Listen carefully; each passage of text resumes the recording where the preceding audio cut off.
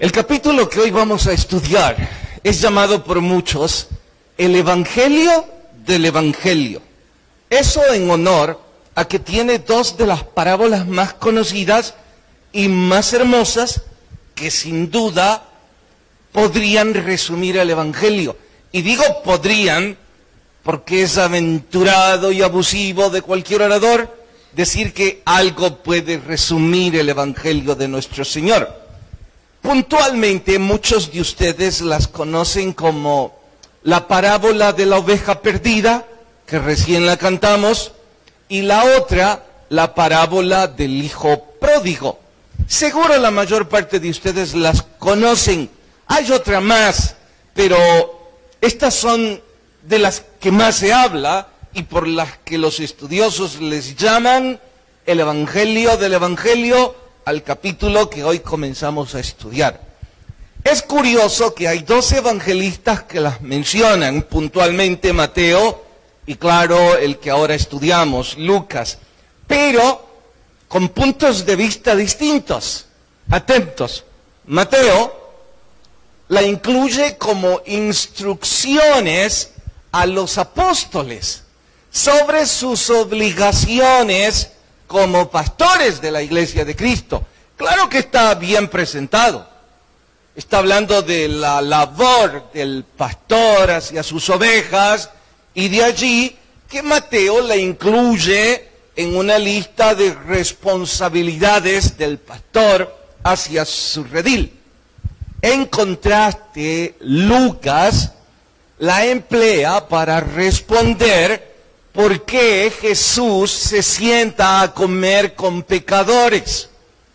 Es que ya verán en la lectura de hoy que Jesús no solo los buscaba, compartía tiempo significativo con ellos.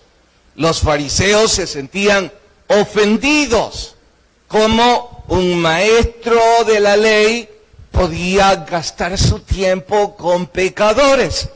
Pues Lucas la incluye en la explicación del por qué Jesús se sienta con ellos. En realidad, la parábola es la misma. El tema sigue siendo el mismo. Lo que sucede es que Mateo la acomoda desde un punto de vista y Lucas desde otro punto de vista. Esto no debería extrañarnos en lo mínimo. Toda la Biblia, ya no se digan las parábolas, pero toda tiene elasticidad y frescura. Son dos vocablos que yo ocupo para mí mismo, pero lo amplío. Llamo elasticidad a la propiedad de que un mismo pasaje de la Escritura se ocupe para distintas enseñanzas. Por eso digo, el mismo pasaje tiene elasticidad, porque para Mateo se incluye en una responsabilidad laboral y para Lucas explica por qué se sienta con los pecadores. Tampoco a esta altura de la vida para mí es una sorpresa, porque debo confesarles, tengo escritos mis sermones desde hace 20 años, completitos, y descubro, cada vez que voy de nuevo al mismo pasaje, como este caso, reviso lo que hace 20 o 15 años enseñé, y para sorpresa mía digo, ¿cómo es que antes no lo apliqué así? ¿Es que no lo leí bien? Bueno, a eso me refiero al decir la elasticidad de la Escritura. En cuanto a frescura, la edificación que recibí hace 15 años, la recibo ahora y desde un punto de vista distinto. Pero independientemente de lo que yo perciba, también fue edificante para el año 30 después de Cristo, cuando se escribió. Estoy diciendo que no importa en qué año se leyó, el mismo pasaje tiene una frescura y una edificación única para aquellos que tienen un corazón para estudiarla. Con esto puedo decir, la Biblia es como un baúl que contiene tesoros inmensurables, que no importa cuánto yo profundice tratando de encontrarlos, siempre habrá más. Lástima grande que algunos de nosotros, dicho baúl, apenas si lo abrimos. Lástima grande que nuestra ignorancia se vuelva tan grande y después también nuestras tristezas, porque con todo ese tesoro, vaya problemas que nos ahorraríamos. En fin, hoy vamos a estudiar apenas una de esas parábolas. Debo advertirles, al igual que las últimas 2 semanas, estudiar cada parábola por separado es casi un abuso, porque son parte de un mismo cuerpo. Jesús las enseñó en una saga, en este caso cuando menos de 3 parábolas, exactamente igual al capítulo anterior. Entonces, si yo voy a estudiarla por separado de las otras 2, es únicamente porque es muy larga. Y si yo me atreviera a estudiarla en un solo cuerpo, tendríamos que tomar 2 horas. Algunos ya están dormidos, difícilmente soportarían 2 horas. Así es que cuando vayan a casa, por favor léanla completa. Supliqué al grupo de música que cantaran esta parábola. Mi deseo es que al cantarla, más a leerla, más a estudiarla, esté impregnada en nuestra mente y en nuestro corazón y que podamos aprender un poco mejor. Bueno, esto y más en el sermón de hoy titulado ¿Pastor u oveja perdida? Por supuesto es una pregunta. Ustedes concluyan al final del estudio, las preguntas son 2. Se trata, o es una partida en 2, de un pastor que está perdido o de una oveja que está perdida. Ustedes juzguen cuando terminemos de estudiarlo. Capítulo 15, Evangelio de Lucas, vamos al verso 1. Lucas capítulo 15, vamos al versículo 1. ¿Listas sus Biblias? Se acercaban a Jesús todos los publicanos y pecadores para oírle. Un paréntesis. En el contexto, publicano y pecador es la misma cosa, los 2 son pecadores. Hace la diferenciación para que el lector entienda. No olviden, Lucas era un doctor, un investigador, un hombre de ciencia. Él, por debajo de la letra, siempre tiene una intención que nosotros debemos escarbar. Él está diciendo que por necio que parezca, los fariseos dividían a los que ellos consideraban culpables como pecadores y publicanos. Es decir, estos son igual de sucios, pero en distinto estrato. Vaya necedad, pero así lo hacían ellos. Y Lucas solo quiere que usted y yo lo percibamos. Sigue. Y los fariseos y los escribas murmuraban, diciendo: este a los pecadores recibe y con ellos come. Se sienten ofendidos porque Jesús se sentaba a la mesa y compartía no solo la comida, sino amistad con lo que ellos consideraban pecadores y publicanos. Verso 3. Entonces, él les refirió esta parábola diciendo... Antes de leer la parábola, tengo que hacerles una pregunta que suena filosófica, pero es muy práctica.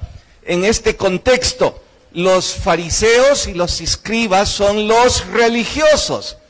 Y haciendo eco a que ellos son los religiosos, les pregunto, ¿ellos son pastores de ovejas, sí o no?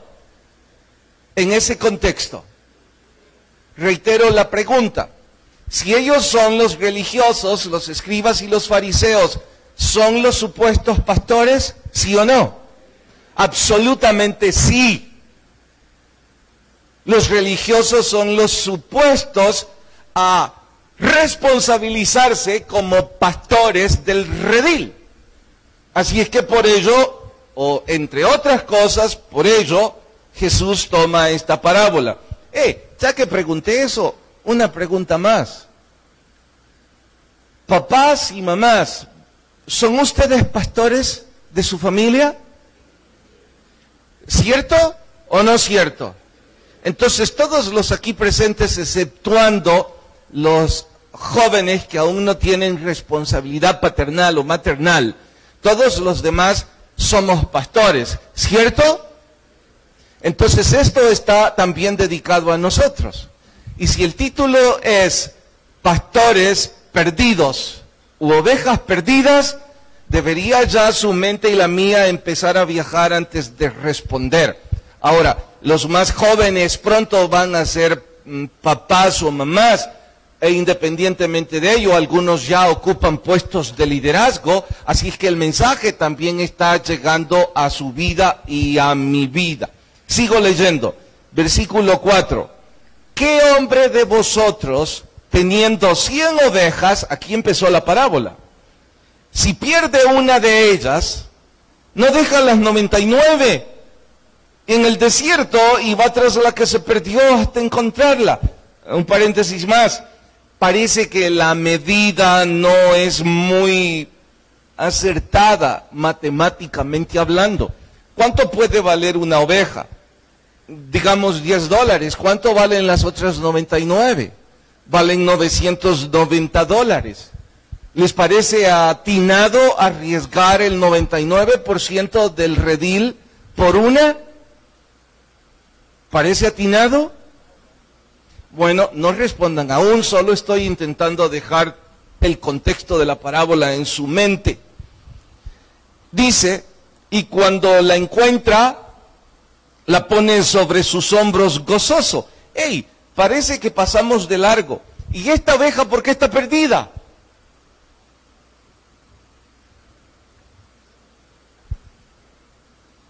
¿Por qué la oveja está perdida? ¿Fue descuido del pastor o fue descuido de la oveja? ¿La oveja es rebelde o el pastor es descuidado? ¿El pastor es negligente o la oveja está loca?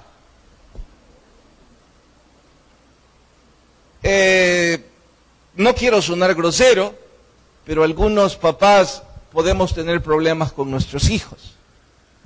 Y quizás tenemos alguna oveja descarriada en nuestro seno familiar. Así que antes de que usted responda, respecto al contexto de la parábola, responda vuestro propio contexto. ¿Usted es el pastor perdido o su oveja es la cabra? Sigo leyendo. Versículo, creo que a algunos no les gustó esto último. Verso 6, y al llegar a casa reúne a sus amigos, a los vecinos, diciéndoles, gozaos conmigo, porque he encontrado mi oveja que se había perdido. Os digo que así habrá más gozo en el cielo por un pecador que se arrepiente, que por 99 justos que no necesitan de arrepentimiento. Por cierto, si quisiera de forma superflua interpretar los símbolos, preguntaría, ¿estos 99 justos a quién representan aquí en este mismo texto? ¿A quién, Rafael? A los que se creen justos. ¿Quiénes son aquí? Los fariseos. Entonces Jesús les estaba diciendo, ustedes no me importan. ¿Les dijo eso? Porque aquí dice que hay más gozo por la que se arrepintió que por los 99 que se creen justos. Ellos se sentían terriblemente ofendidos cuando Jesús dijo esto, porque eran inteligentes y sabían, bueno, no mucho, pero entendían que se estaba refiriendo a ellos. Bueno, leamos hasta ahí y oremos. Señor, por favor, habla a nuestras vidas y que podamos todos crecer en el estudio de tu palabra. En Cristo Jesús pedimos tu bendición. Amén. Es curioso que los fariseos repelen a los pecadores y en contraste Jesús los atrae. y quiere pasar tiempo con ellos. Para eso es necesario entender en la parábola quiénes son los pecadores, o mejor digo, a quienes los fariseos llaman pecadores, porque ellos son los que están haciendo la discriminación, no es la Biblia. En fin, ellos llaman pecadores a todos los que no siguen la moral que ellos practican. Sé que usted me dirá, ¿y de qué moral habla? La moral de ellos. ¿Cuál era esa? Solo ellos sabían. Pero los que se regían a su propia moral, entonces ellos no eran pecadores. Todos los que no se enmarcaban en ese patrón de vida eran pecadores. La lista era enorme. Yo la resumiría así: vida inmoral como adúlteros, tramposos, pobres y enfermos. Pastor, entendimos las primeras dos, pero pobres y enfermos también estaba en el grupo de pecadores. Absolutamente sí. Es que en la retorcida teología que estos practicaban, ellos consideraban que la pobreza y la enfermedad eran castigos del cielo. Imagínense cuán tontos eran. Por eso dije antes, inteligentes no. Tal vez un poco de conocimiento, pero inteligentes no. Solo a una mente retorcida en mayúsculas se le puede ocurrir que las enfermedades o la pobreza vienen siempre como un castigo del cielo. Claro que no. En fin, ellos eran los pecadores para los fariseos. ¿Me estoy dando a entender? ¿Sí, amén o no amén? Es que algunos están dormidos. También incluían, estoy resumiendo, no es que voy a dar la larga lista que ellos usaban, algunas profesiones o labores. Estoy diciendo que para ellos los publicanos eran pecadores. Eso era un trabajo. Y no estoy diciendo que lo apruebo, solo estoy diciendo que era un trabajo. Y ya en otros estudios les he explicado qué es un publicano y por qué se consideraba pecador. Pero también incluían a los vendedores ambulantes. Usted me preguntará, pero ¿qué de pecador tiene ser un pecador ambulante? Nada. Yo les preguntaría a ustedes, ¿por qué entonces ustedes, bueno, ustedes no, allá en la calle, a los pecadores ambulantes les llaman coyotes o topeteros? ¿Acaso no es una forma discriminante de referirse a un hombre o a una mujer que sale a diario a querer ganarse su vida? No tiene nada de indigno. El usar esas frases para ellos es lo indigno. Deberíamos quitárnoslas de nuestro vocabulario, esas dos palabras. Pero solo lo estoy diciendo como ejemplo. También consideraban pecadores a los curtidores. ¿Por qué? Porque era un trabajo sucio. Ocupaban un poco de químicos, curtían las pieles, había sangre, imagínense la inmundicia en dicho trabajo. Sus manos estaban contaminadas, entonces estos eran pecadores para ellos. Pero sorpréndanse, todo eso fue acrecentar vuestro cúmulo cultural. En realidad la profesión que quería decirles que para ellos era aborrecible es esta. Para los fariseos, los pastores de ovejas eran pecadores por su trabajo. Eran aborrecibles. Sé que me dirán, nunca antes escuché eso. Yo responderé, nunca antes leyó la Biblia. Les voy a dar dos ejemplos rápido. El primero está en el Pentateuco. Por cierto, los que estuvieron con nosotros en el libro de la biografía de José, de Chuck Swindoll, lo terminamos la semana que recién pasó.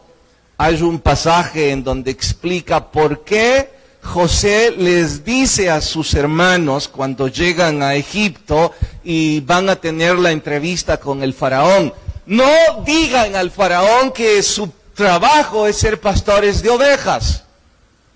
Digan que son ganaderos. Usted me va a decir: oiga, José les dijo que mintieran. No, un pastor de ovejas trabaja con el ganado.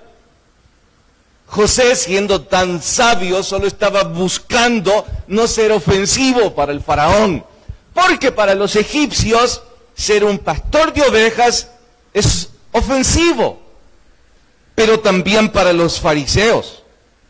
Consideraban no solo un trabajo de segunda o última categoría, sino también algo deshonesto.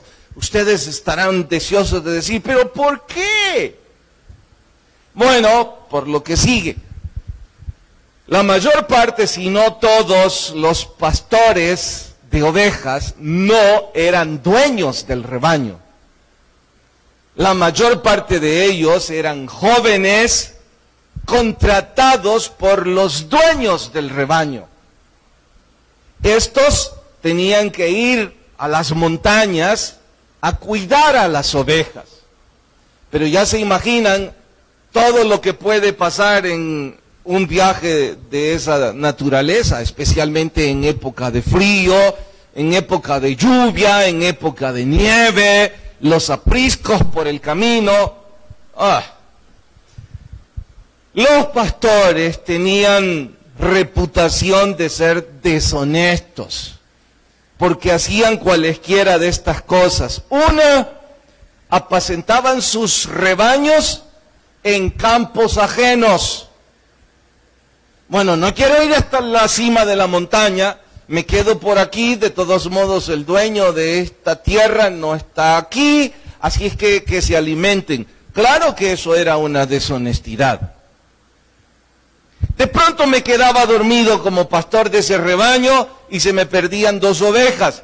Yo tenía que pagarlas con mi propio dinero porque era mi responsabilidad. Así es que para no pagar, antes de regresar al dueño del rebaño, yo, como pastor irresponsable, mataba la tercera oveja, la despedazaba, llevaba un poco de sangre, carne, y regresaba donde el dueño diciéndole: una bestia se quería comer todo el rebaño, yo arriesgué mi vida por ellas.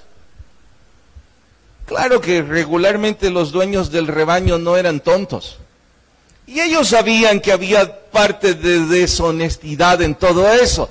No había cómo probarlo, pero ellos, los pastores de ovejas, eran sospechosos por naturaleza. Bueno, eso como pequeños ejemplos. Atentos, yo no he dicho en todo esto que el trabajo de pastor de ovejas era deshonesto. Yo estoy diciendo que los pastores de ese contexto habían convertido ese trabajo en una labor no digna de confianza. Y por ello, los pastores, por regla general, no eran dignos de confianza. Y por ello los fariseos decían que los pastores eran pecadores. Bueno, noten que yo he estado hablando del contexto histórico, no estaba hablando de hoy día, pero no les da a pensar que es exactamente igual que hoy. La gente cree que todos los pastores somos gente deshonesta. Algunos de ustedes, cuando se enfadan con la religión porque no se cumplen sus caprichos o sus gustos, no se pueden enojar con Dios. Entonces se enojan con nosotros y dicen todo tipo de groserías respecto a nosotros. Ustedes, algunos que se creen evangélicos. Ya no se diga el mundo. Lo que dicen es que todos los pastores somos deshonestos, que todos nos enriquecemos, que todos tenemos algún motivo oculto. La paradoja es esta. Dios, conociendo todo eso, decidió llamar a su Hijo, el único perfecto, el buen pastor.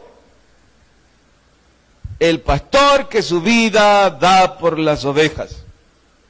Nuestro Dios fue también el que con toda creatividad decidió que iba a presentar a su Hijo, que el advenimiento del Mesías príncipe se daría primeramente ¿a quiénes? A los pastores. ¿Recuerdan la Navidad? Los ángeles llegaron a un grupo de pastores. Ellos fueron los privilegiados. Estoy diciendo, ser pastor no es algo indigno. Sencillo sí, pero indigno no. Quienes lo consideraban indigno eran los fariseos. Como indignos consideraban a los enfermos y a los pobres. ¿Sabe? Yo no me sorprendo que el mundo discrimine ese trabajo. No saben nada de Dios, no saben nada de la Biblia, hablan cada tontería, así es que normal es que hablen. Lo que sí a veces me entristece es como aquellos que asisten a las iglesias evangélicas y comen del rebaño de Jesús, hablen cosas sobre el sistema que Jesús diseñó. Estoy diciendo que hay una cantidad de ustedes que el pastorado lo ve como una profesión de segunda o tercera, ni siquiera la consideran profesión. Una grande cantidad de ustedes. Y no me estoy quejando de mi trabajo, yo estoy más que honrado con un privilegio que no merezco.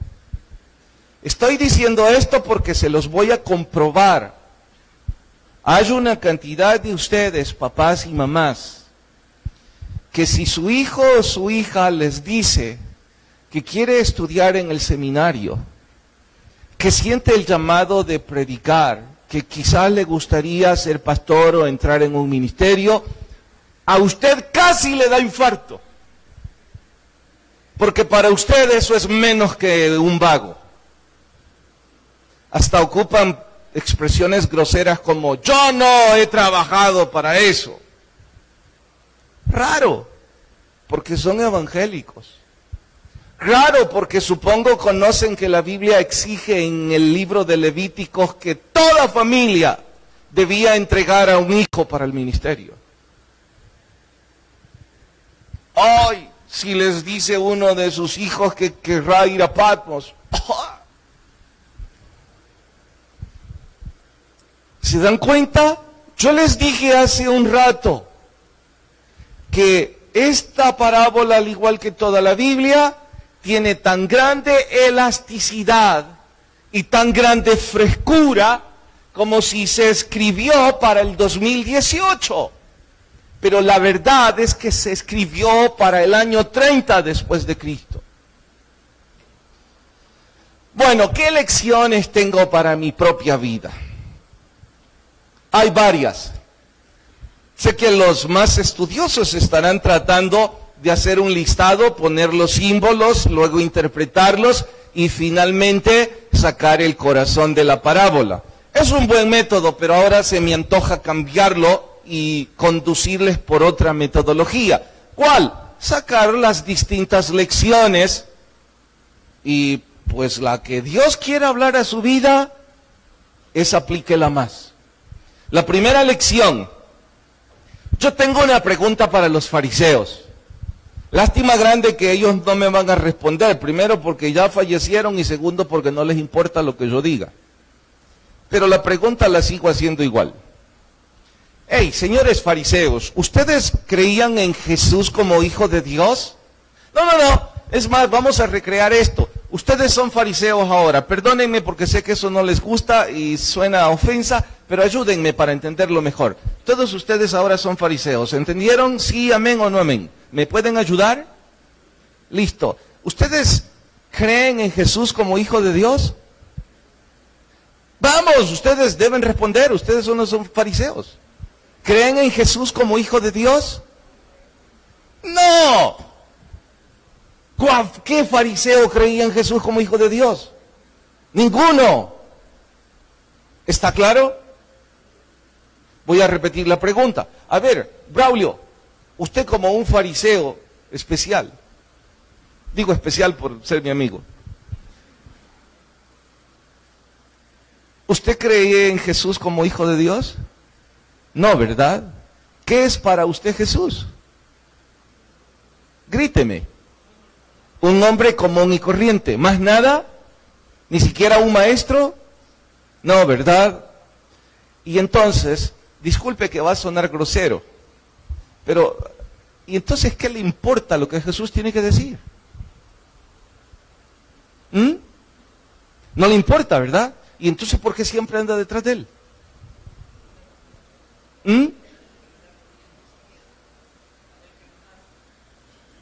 A ver qué más hace.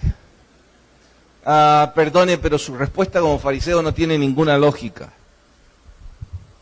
Casi me está diciendo que no tiene nada que hacer usted.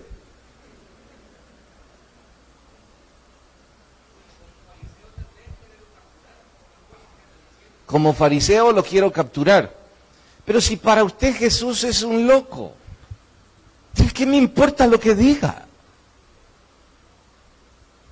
Ok, perdonen la ilustración, pero nos va a servir. Yo no, sí entiendo por qué, pero me molesta. Cada vez que sale una persona famosa en cualquier ámbito de la vida y tiene una opinión respecto a lo que le dé la gana, todos los medios amarillistas publican lo que ese loco tenía que decir. Y yo digo, ¿y a quién le importa lo que ese tiene que decir? Cierto, es un gran futbolista, pero ¿qué sabe de política si apenas puede escribir su nombre? Cierto, es un gran músico, pero ¿cómo tiene la sensatez de querer hablar sobre Dios? La verdad es que ellos no tienen la culpa es de los medios amarillistas que les prestan atención. Pero les pregunto yo a ellos, ¿y ustedes qué tienen que hablar? Si al final de cuentas yo tampoco tengo nada que decir de ese futbolista o de ese músico, porque la verdad es que a mí no me importa lo que él hace, porque para mí él no tiene ningún grado de autoridad en Biblia, ni en moral, ni en política. Entonces para mí es un simple loco. Usted tendrá que responderse a sí mismo. Segunda lección. Les pregunto, ¿de qué habla esta parábola? ¿De la responsabilidad del pastor yendo por la oveja perdida o de la responsabilidad de la oveja en no perderse?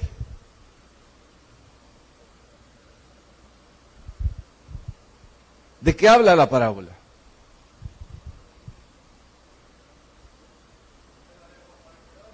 De la responsabilidad del pastor de ir por la oveja perdida. Y entre tanto la oveja, sí, pero ella no tenía responsabilidad alguna en todo esto. Sí tenía. Entonces no es solo la responsabilidad del pastor.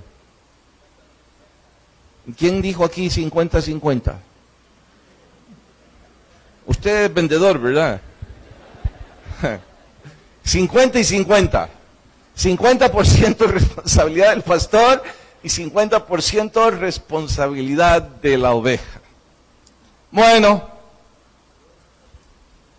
hablemos primero de la responsabilidad del pastor, porque la figura es hermosa.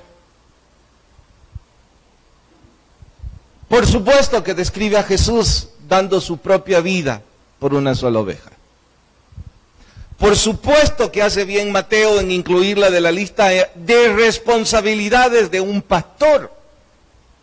Por supuesto que bien haríamos si usted y yo como papás nos incluimos dentro de esa responsabilidad. Y por supuesto que nos está gritando a nosotros los que somos pastores de iglesias sobre esto.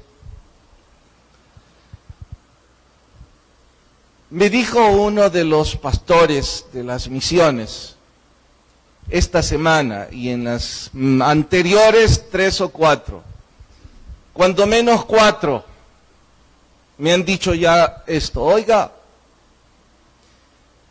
enfrento frustración porque llegamos a un lugar casi virgen donde nunca se habló del Evangelio, predicamos con pasión, las personas vienen a Jesús, empiezan a congregarse. Y como claro está, nosotros no somos del lugar, sino que viajamos a veces con dificultad 2 veces a la semana. Entonces estas ovejas quedan por allí y vienen de otras iglesias que no enseñan el Evangelio, y en lugar de ir a las ovejas que están totalmente perdidas, van a las que ya hicieron profesión de fe y están caminando y las roban para sus rediles. Es frustrante. ¿Qué podemos hacer? ¿Qué decimos contra esas iglesias? ¿Les decimos a los hermanos que no deben? Mi pregunta es, ¿están seguros que no son iglesias del Señor? No. Entonces no pueden hacer eso. Además, ¿y qué si el Señor les ha dicho que se vayan para otro rebaño? Wow, es difícil, ¿verdad? Me dijo otro pastor amigo del sur de California. Él es norteamericano, pero su español es tan limpio como cualquier latino. Y lo aprendió así porque él tiene pasión y llamado por los latinos. Su iglesia, él predica en español y él busca a los latinos. La primera o segunda vez que estuve con él, prediqué en español, la gente que estaba era en español, fue hermoso. La siguiente vez que llegué había menos gente y me dijo: Carlos, el culto ahora es en inglés. Yo le dije: yo no puedo predicar en inglés. Bueno, te voy a traducir. Cuando terminamos, yo le dije: yo no tengo por qué dar mi opinión, nomás la curiosidad como amigos. ¿Por qué ahora en inglés? Y él me dijo: fíjate que la segunda y tercera generación de latinos ya no quieren quedarse en una iglesia que hable español, porque ellos quieren identificarse con los norteamericanos, se sienten discriminados. Entonces yo, tratando de llegar a las ovejas a todas, pues ni modo. Lo triste, me dijo, y frustrante y doloroso para mí, es que los que no hablan inglés, que eran muchos en mi iglesia, se largaron. Porque ellos se sentían bien en el calor del idioma. Y me dijo casi con lágrimas en sus ojos: Carlos, no sé qué hacer. Quiero llegar a los hijos de esas familias. Quiero llegar también a los papás y a los abuelos. Sufro por ellos. Voy y los busco y me rechazan. Bueno, mientras yo oía a mi amigo pastor y a los pastores de las misiones, puedo decirles con cierta satisfacción: qué bueno que no soy yo el único frustrado y confundido en algunas cosas. Escuchen ahora el monólogo. No es monólogo, lejos estoy de querer componer una figura literaria. Solo escuchen los quebrantos y los desvaríos de un pobre inútil al que algunos llaman pastor, y que yo no creo ser pastor. Y ante esto, menos aún. Hablando de la responsabilidad de los pastores. Yo pregunto, ¿Qué hago con todas aquellas ovejas que se van de la iglesia en busca de placeres y estilos de vida que no están en el margen de la palabra? Cuando yo enseño que están fuera de la palabra, se enfadan. Si yo enseño lo que la Biblia dice, pues contrasta el estilo de vida de ellos, los confronta. Y como no pueden acusar la Biblia, se largan y al querer alguien inútil como yo ir por esa oveja perdida, el entrometido soy yo, el que hace mal el trabajo soy yo, el que me gusta juzgar a los demás soy yo, el inútil que no tiene solvencia para hablar soy yo. ¿Cómo me atrevo a hablar de la moral de otros? Bueno, ¿qué hago? ¿Me quedo de brazos cruzados, soporto las groserías, guardo silencio? De todos modos, la Biblia dice que aún el necio es considerado sabio cuando cierra la boca. Y Mark Twain dice que el que es preferible cerrar la boca para parecer un estúpido que abrirla y comprobar que lo es. ¿Lo entendieron? Mejor, no lo entienden. De todos modos, no es un escritor bíblico, pero su pensamiento lo rasgó de la Biblia. Bueno, es mejor que calle. ¿Qué les digo a los pastores a quienes yo tengo la obligación de enseñar? ¿Qué les digo a los líderes de ministerios que sus servidores se van a cada rato? ¿Qué les digo a los líderes de los equipos como pastores de esos equipos? Porque si no se han dado cuenta, eso es lo que son. Pastores de esa gente. ¿Qué les digo a los maestros de capilla? Que esos son pastores de esos niños. Mejor cierro la boca.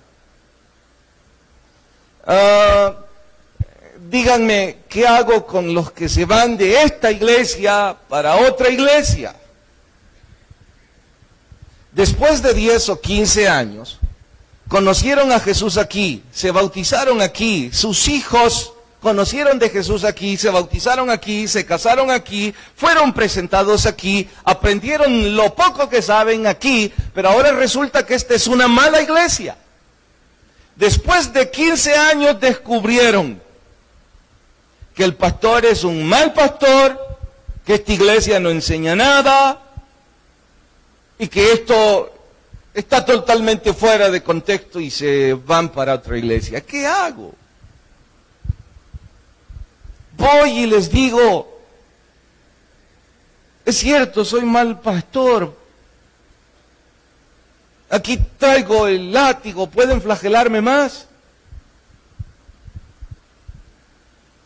Incluso algunos disfrutan llevándose, no solo se van ellos, sino que se llevan a otras ovejas que recién conocen, son incautos, no saben nada de la Biblia, ni de la vida, ni de la vida de los que los están invitando, y les presentan una iglesia con mejor expectativa económica, posición social, posición religiosa, y les dicen esto, lo otro, y el loco que está allá en una zona difícil siempre dice que por qué no sirve, que no es salvo, que debe casarse, que debe bautizarse. Ese hombre está loco. Entonces, ¿qué les digo?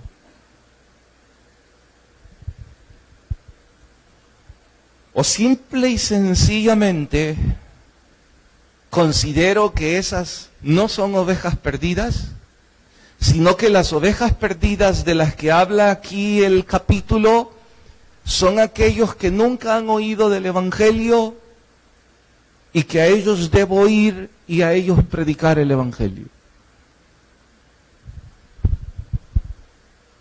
Wow. No sé qué responderles. No es retórica, es con toda seriedad. Algunas personas creen que este predicador se siente muy orgulloso de que a esta hora la iglesia esté llena. Me siento agradecido con el Señor, pero orgulloso no. Les voy a contar por qué. Porque hay otra gran cantidad de personas que ya no están y que quizás es mi culpa porque soy un mal pastor. Entonces yo tengo que llevar sobre mis hombros también la culpa de ellos. Le dije a un pastor que recién comienza, ¿para qué querés más gente? Él me dijo, y no esa es nuestra labor. Vas a tener más dudas.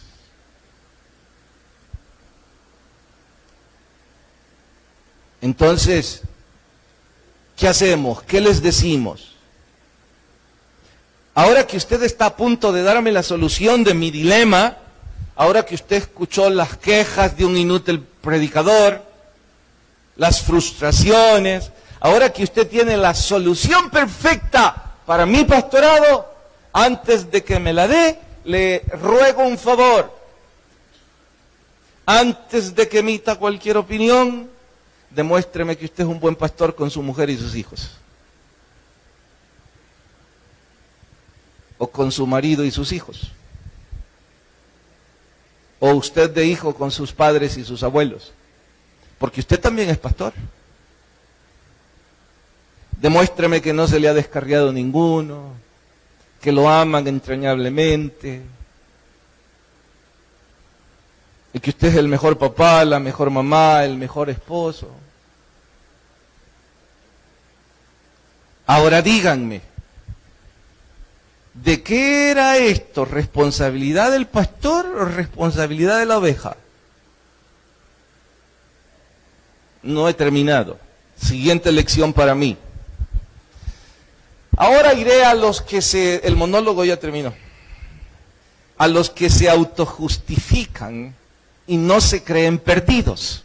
Ahora me voy a referir a los que se creen correctos. Establezcamos como doctrina que Dios ama a todos por igual, al que se ha perdido y al que no está perdido. Por supuesto que aquellos que no están perdidos y son obedientes, la Biblia dice que Dios muestra complacencia con ellos y obviamente mayor bendición para ellos. Pero no dice que no muestra gracia para el que está perdido, ni que discrimina al que no lo está. Es que la gente es necia y dice, he escuchado esto a papás diciendo que la mamá ama más a la oveja negra que a los demás. No es cierto. Sufre más por la oveja negra porque las otras ovejas no le hacen sufrir. No es que les ame más. Y aunque la ilustración es burda, útil para nuestro estudio.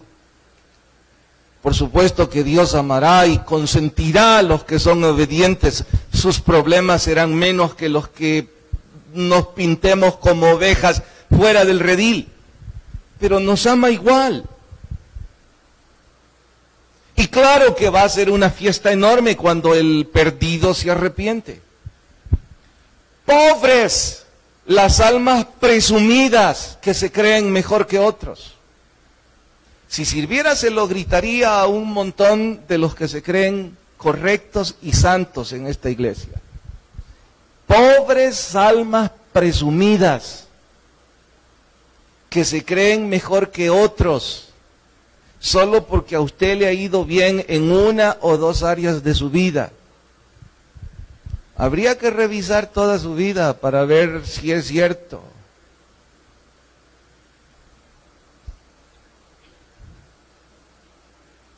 Les dije al principio que las parábolas no se deben estudiar por separado.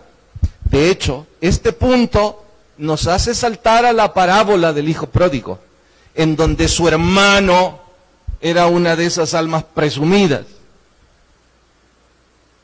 Pero eso quizá en media semana. si usted está en la condición de creerse mejor que otros, por hoy basta con decir, no es cierto. Esa condición, esa presunción, demuestra que usted está tan perdido como el que estaba afuera. Esa altanería y esa soberbia demuestra que necesita más incluso que el que está fuera del redil. Finalmente, pastores, predicadores, misioneros, maestros de capilla, del seminario, papás, maestros del colegio, cada vez que esté a nuestro alcance, ir por un alma que está perdida, por una oveja que salió del redil, cada vez que esa oveja permita que usted o yo le ayudemos, considerémoslo como el más grande privilegio de parte de Dios. Y hagamos fiesta cuando uno de ellos vuelve al redil. La Biblia dice que hay fiesta en el reino de los cielos cuando eso sucede. La Biblia dice que el corazón del Dios Padre se hincha de gozo cuando uno de sus hijos vuelve al redil. Entonces es una razón grande para usted y para mí alegrarnos por ellos. Si Dios nos permite el honor, hagámoslo sin dudarlo. Vayamos, si ellos nos permiten unas palabras, si ellos no cierran sus puertas, si ellos no dicen, ya estoy en otro redil, déjeme en paz, usted no sirve. Vayamos y hagamos la labor del pastor. Así que ahora pregunto, ¿de quién era la responsabilidad? ¿De la oveja o del pastor? Oramos. Señor, gracias por tu palabra y por lo que ésta me enseña.